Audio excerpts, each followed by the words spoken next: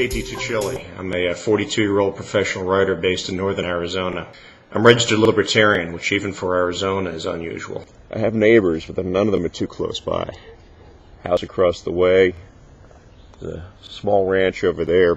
I don't think we're in for a depression. I do think we're in for a pretty tough recession, though. The media is not really doing a good job in reporting this situation. The government spent us into a pretty tough situation.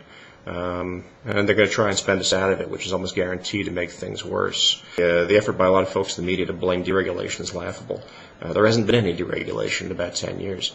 The Bush administration, in fact, has had a pretty heavy hand on regulation.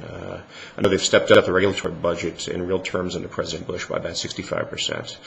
And the major regulatory move under the Bush administration has been Sarbanes-Oxley, which actually drove a lot of capital overseas. Companies have chosen to have their IPOs in Hong Kong and London rather than in the U.S. That means there's less money here to shore up financial institutions when they run into economic storms. That can't be a good thing.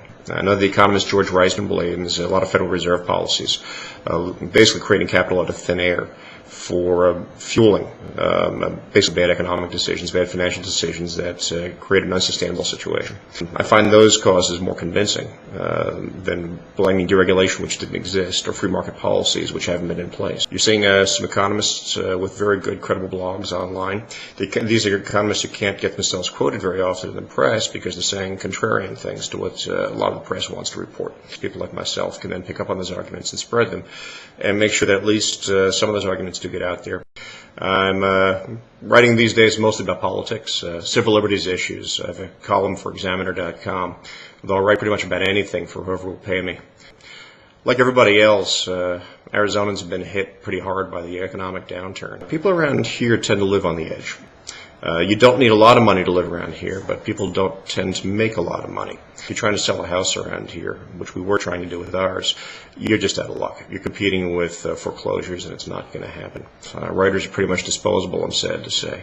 But my wife is a physician. She owns a local pediatric practice, and kids get sick whether it's good times or bad. We'll survive it pretty well. I don't know that our neighbors will.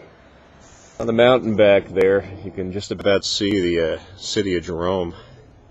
It used to be about the 5th largest city in Arizona, back when there were 17,000 people living there.